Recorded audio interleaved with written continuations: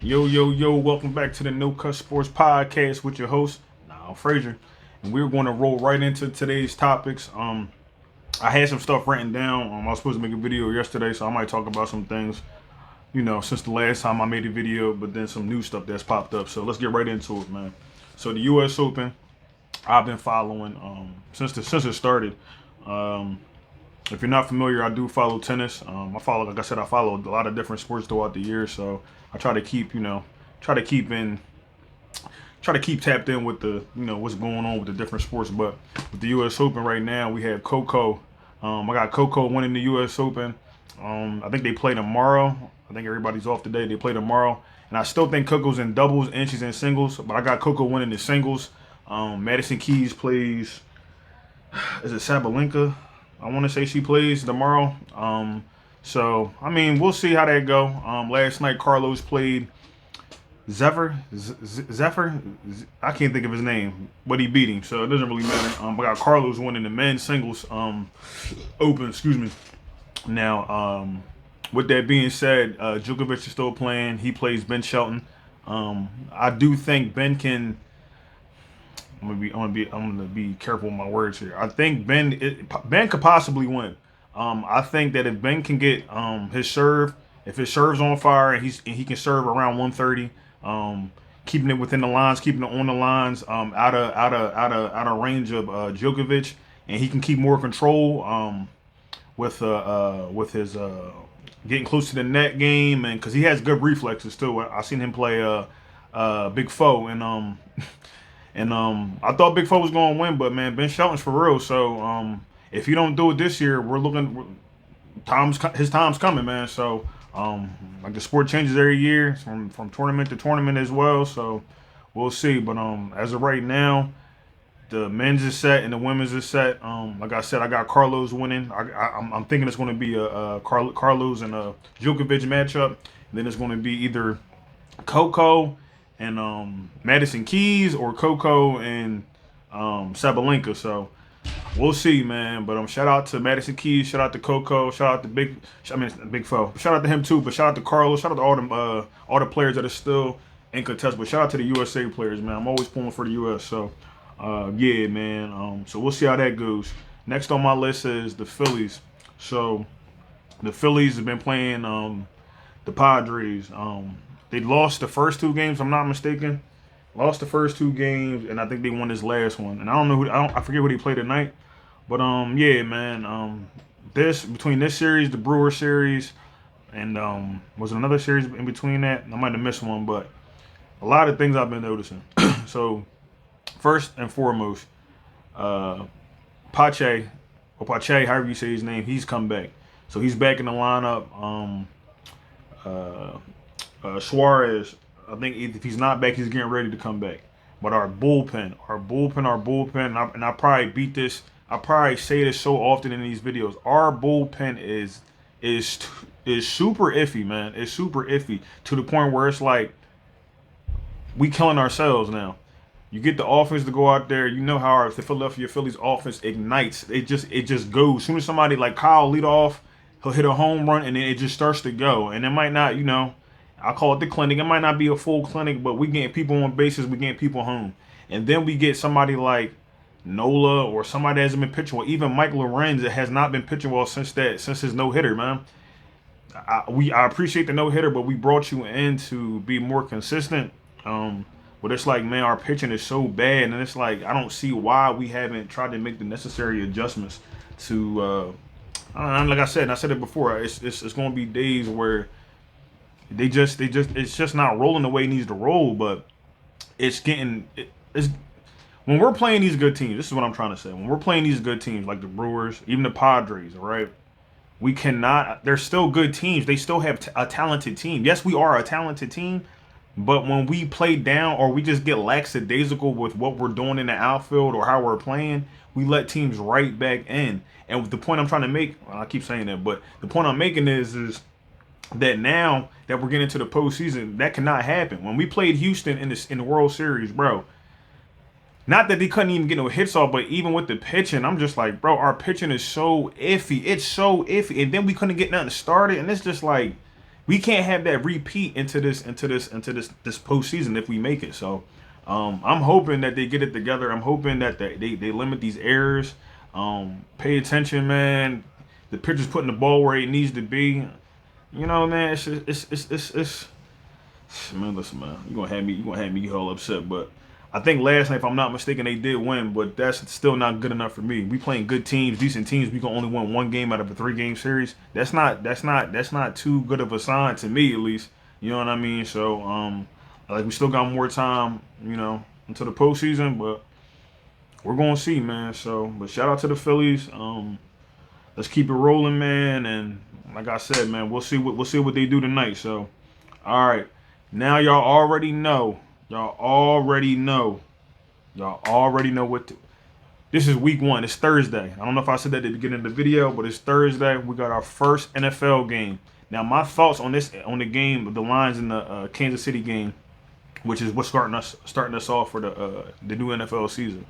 They don't have Travis. I don't think Travis Kelce is playing, and Chris Jones is still holding out. The wide receiver core is not where it needs to be, but I still think Patrick Mahomes can still make the plays because he's Patrick. But I don't see Kansas City winning tonight, bro. I think they lose this game, man, because I know people like to talk about Jared Goff and I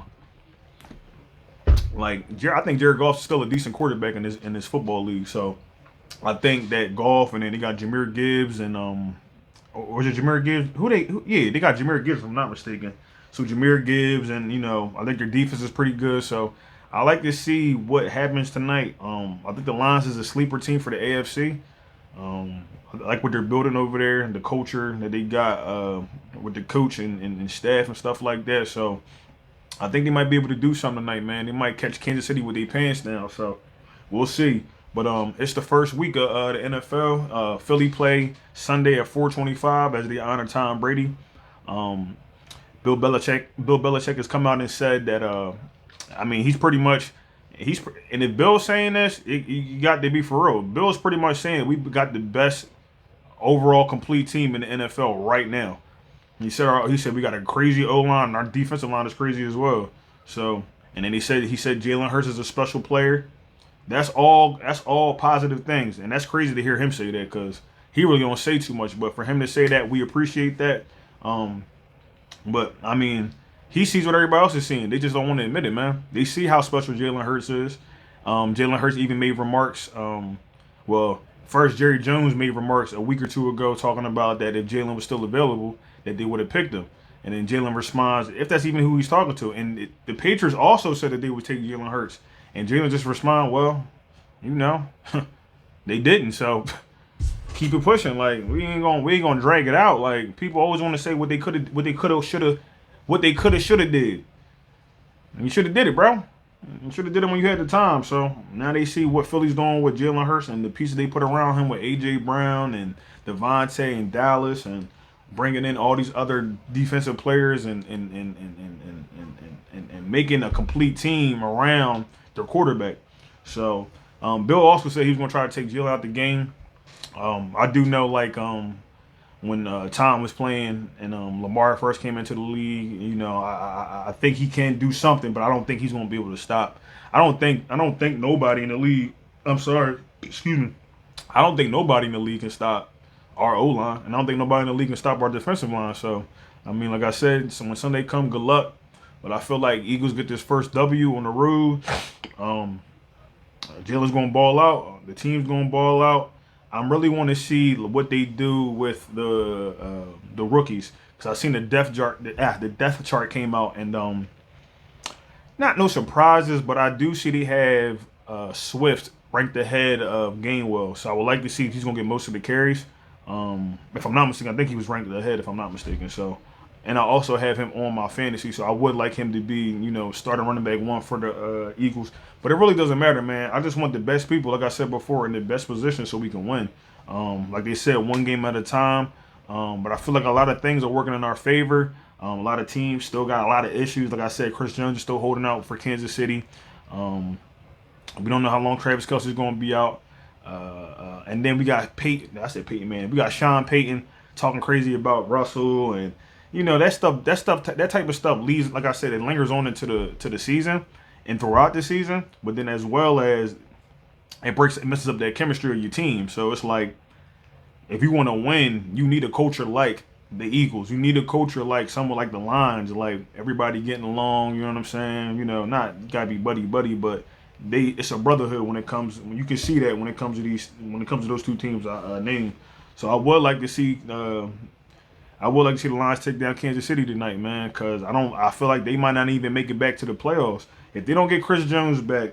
They don't get Chris Jones back, and then, like I said, the team is not constructed. Like, one person cannot take a whole team to a Super Bowl, and even if he do, you cannot win a Super Bowl like that. And if he do, then we'll revisit that. But until then, I don't see them making it. They probably make the playoffs or crack the playoffs maybe. But there's a lot of good teams in the AFC. It's just to see if they're going to play up to their talent. Like I said, I don't know if I said it before, but like I said, I think the Jaguars do something. I think the Lions do something. I think Miami do something. So, we're going to see, man. So it's a couple of teams I just named that, like, you know, that could possibly, you know, you got to still name the Bills, but I would like to see how they play because that preseason game against the Steelers, bro, that was terrible. So we're going to see, man. We're going to see how it goes, man. But tonight I'll definitely be tuned in to watch some football. I'm glad it's back.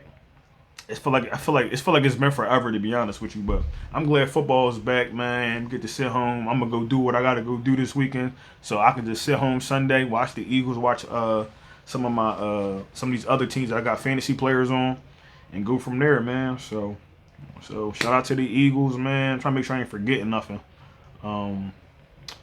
Jalen Carter. They had Jalen Carter ranked third amongst the rookies, and I don't think that's even right, but you know, we're gonna see, man. He said he wants to be the defensive player of the year or defensive rookie of the year, and I think he very much well can do that.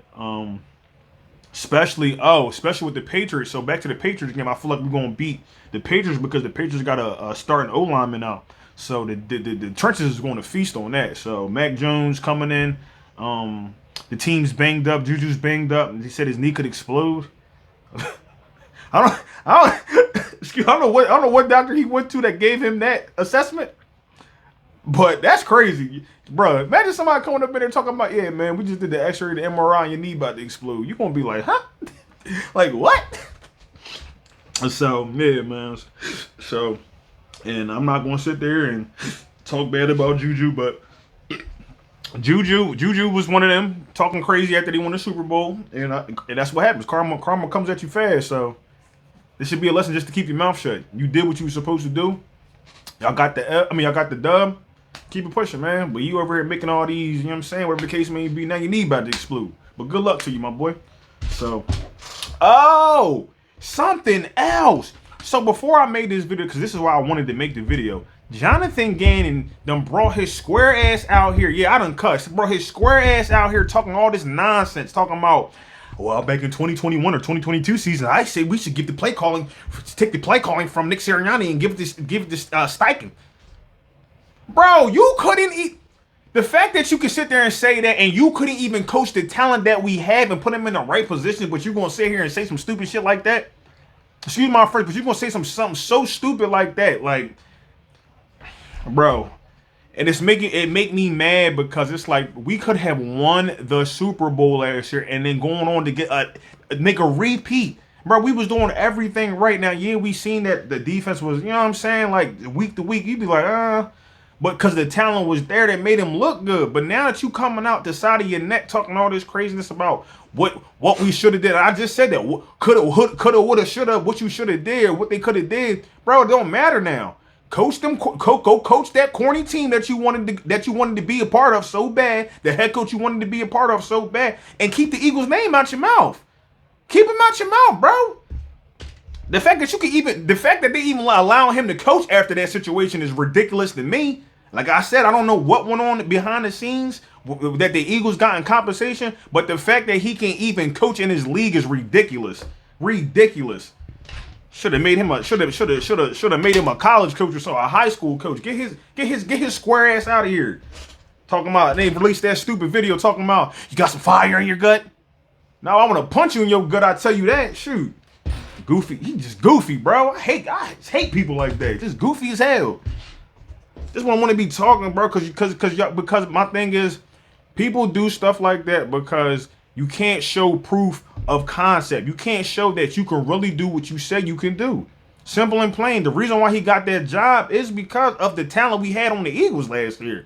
Of course, that defense is gonna make you look good, and people are gonna call you like, oh, well, we need him, bro. He couldn't coach his way out of a brown paper bag, bro. Couldn't coach his way out of a brown paper bag, but got all this mouth talking about what I suggested that they should give the play calling over to Steichen. And I don't want to hear what Steichen got to say because I'm trying to. And then Nick Sirianni, they say he's pissed, but they said this wasn't even true. So even if it is and if it ain't, it don't even matter. The fact of the matter is, keep the Phillies. We not messing with you at all no more, my boy. We ain't really even bang with you when you was here because we wasn't even blitzing like you needed to, bro. We got Hassan Reddick in the trenches, and you couldn't even blitz most times, dropping people back into coverage. For what, bro? For what? For what? We got the best O-line in the league. You dropping fools back into coverage? Not blitzing? But I want to come out here talking about, I hope you got that fire in your gut. Did you drive here or did you take the bus? These people make millions of dollars. What will make you think they taking the bus, Jonathan? Huh? What make you think they taking the bus, Jonathan? Just the stupid as you want to be, dog. Like, but man, let me calm down, man, because I'm getting excited. But man, Sunday is going down. Philly get their first win. I hope I get my first dub in fantasy. Man, got me talking about Jonathan Gannon. Got me excited, man. Bro, get on my nerves. But let's switch the topic, man. Cause I see we getting long-winded in this video. Next thing I want to talk about is Deion Sanders and the Buffs. Shout out to, that's my new favorite college team, okay? Anything Deion doing, I'm doing it too. So, shout out to the Buffs. His son looked amazing out there. Quarterback Shador. I make sure I say his name right. Had 500 plus passing yards. 4 players with 100 plus yards in receiving. That's amazing. Then Travis Hunter played both sides of the ball, had an interception plus them 100 yards as well. Bro, this team is complete from top to bottom, daggone. Damn near is top to bottom. So they got Warren Sapp. I see Warren Sapp's been working with the defense. Warren Sapp, if you don't know, is probably one of the best defensive alignment there was. So to have that and you teaching these college kids, I seen him do the swim move. You know what I'm saying? So teaching them all the different techniques that they need to know to be able to get to the next level is amazing. So I think Deion's going to be the new Alabama. That's what I told my boys, man. Because now that transfer portal done really messed up the game. So players got talent. And he not getting no burn in different, going to maybe this certain college. The transfer portal, maybe Deion or somebody else will give you another chance. So this is going to shake up a lot of things. And then the fact that they beat the runner-up, that, because Georgia won last year, but they was playing against Georgia. They beat the runner-up. And this is his first year with completely new staff and whatever. He's taking over for his first year. So he already been doing better than he did last year because he only won 1 game last year. So he's starting off better than most people. So, man, so shout out to him. Shout out to Deion. Shout out to his son or his sons. Shout out to Trey.